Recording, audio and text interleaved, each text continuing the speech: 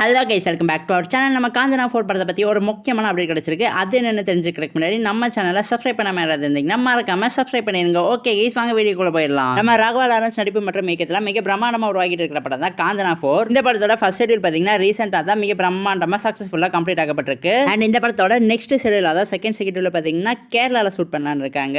எக்ஸாக்டாக கேரளாவில் எந்த இடத்துல ஷூட் பண்ணலான்னு இந்த படத்தோட படக்குழுவே பார்த்தீங்கன்னா இன்னும் ஆஃபீஸில் முடிவு பண்ணலையா. ஸோ கூடிய சீக்கிரம் பார்த்தீங்கன்னா ஒரு பெர்ஃபெக்டான லொகேஷனை தேர்ந்தெடுப்பாங்கன்னு எதிர்பார்க்கப்படுது. அதே மாதிரி இந்த காஞ்சனா 4 படத்தில் பார்த்தீங்கன்னா ஒரு முக்கியமான நபர் பார்த்தீங்கன்னா இன்க்ளூட் ஆயிருக்காரு. அது யாருன்னு பார்த்தீங்கன்னா நம்ம ரெடின் கிங்ஸ்லி தான். ரெடின் கிங்ஸ்லி பார்த்தீங்கன்னா இந்த படத்தில் ஒரு காமெடி கேரக்டர் தான் கொடுக்கப்பட்டிருக்கான். ஸோ அவர்கிட்ட இருந்து ஒரு சிறப்பான தரமான காமெடி சம்பவங்கள்லாம் எதிர்பார்க்கலாம் அந்த படத்தில். அண்ட் ஆல்சோ காஞ்சனா படங்கள்னாலே அதில் எப்பயுமே கண்டிப்பாக 2-3 ஹீரோயின் இருப்பாங்க. அதே மாதிரி நம்ம காஞ்சனா 4 படத்தில் பார்த்தீங்கன்னா மொத்தமாக 2 ஹீரோயின் இருக்காங்க.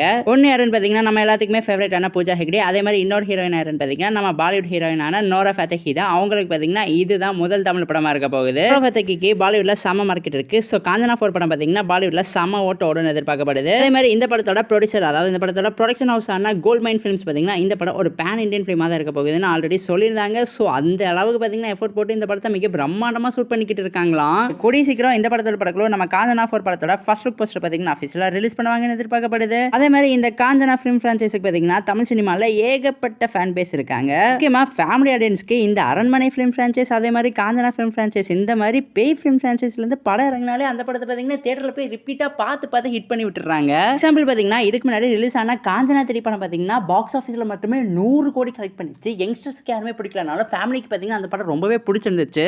எனக்கு தெரிஞ்சு காஞ்சனா 4 படத்தோட அவுட்புட் மட்டும் செமையாக வேற லெவலில் வந்துச்சுன்னா பாக்ஸ் ஆஃபீஸில் மட்டுமே பார்த்தீங்கன்னா ஈஸியாக 200 கோடிக்கு மேலே அடிச்சிடும். அதில் பார்த்தீங்கன்னா எந்த சந்தேகமும் இல்லை. கைஸ், இந்த காஞ்சனா 4 படத்தை பற்றி உங்களுக்கு ஏதாவது இன்ஃபர்மேஷன் அப்படி இருந்துச்சுன்னா மறக்காம எங்ககிட்ட கமெண்ட் பாக்ஸில் ஷேர் பண்ணிருங்க. அண்ட் இந்த வீடியோ பிடிச்சிருந்தா லைக் பண்ணுங்க, கமெண்ட் பண்ணுங்க, சப்ஸ்கிரைப் பண்ணுங்க. தேங்க்யூ ஃபார் வாட்சிங் guys. We will meet in our next video. And உங்கள் ஃப்ரெண்ட்ஸ் யாராவது சினிமா லவர்ஸ் இருந்தாங்கன்னா அவங்களுக்கும் நம்ம சேனலை ஷேர் பண்ணி விட்டு சப்ஸ்கிரைப் பண்ண சொல்லிடுங்க. தேங்க்யூ ஃபார் வாட்சிங் guys. We will meet in our next video.